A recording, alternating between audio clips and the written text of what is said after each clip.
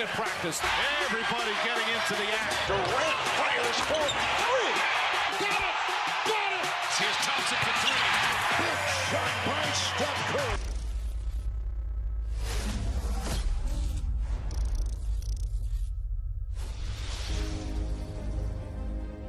Our players are anxious to get back and play.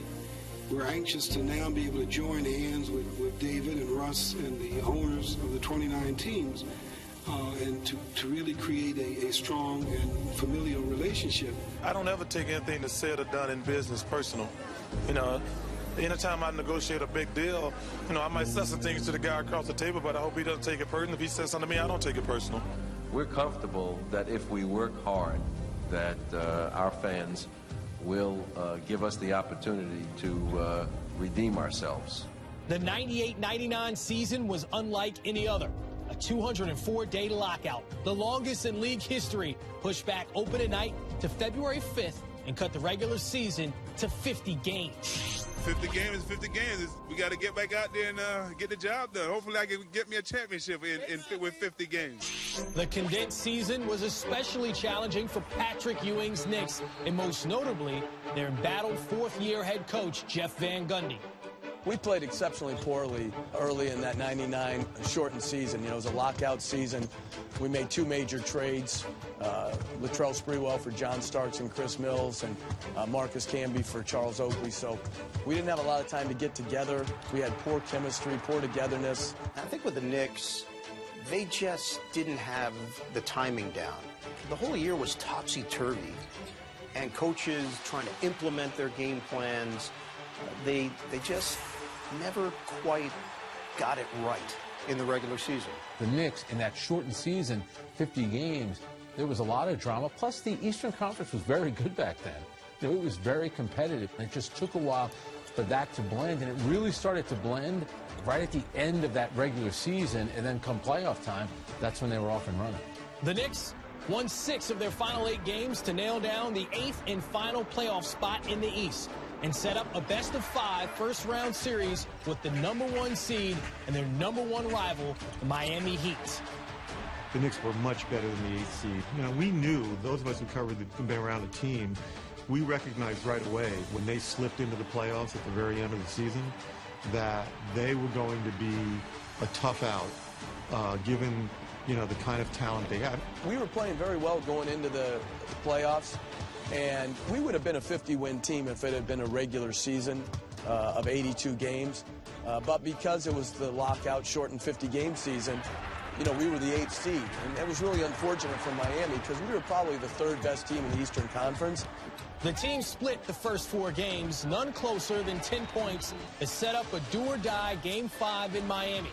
The Knicks battle back from 13 down to trail by a point with the ball and 19.9 seconds left. I had a pretty good seat because if you remember the play, Latrell Sprewell had the ball and he made a big mistake. He dribbled himself into a corner and Terry Porter was there and the ball went out.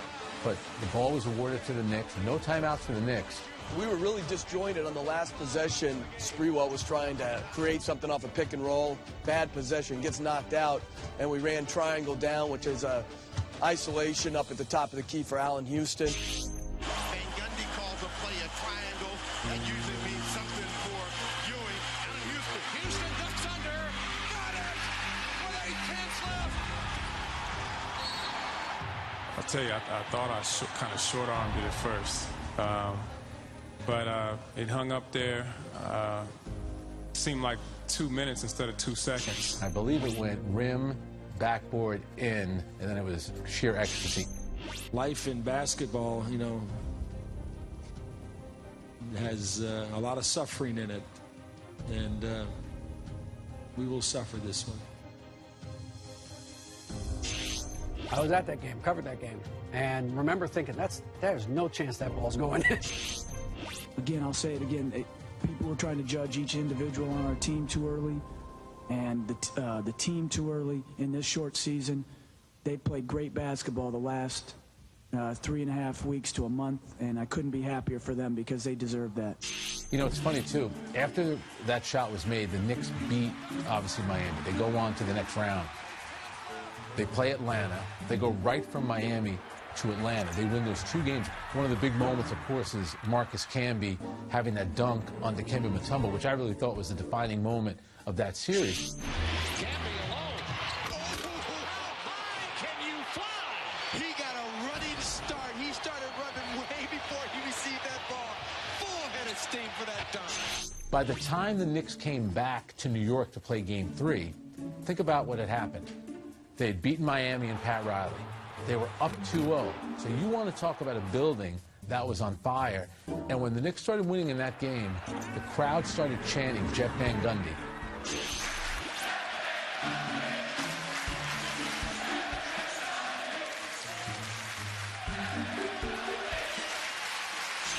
Well, a month earlier it was Jeff Van Gundy, and then they finished with sucks.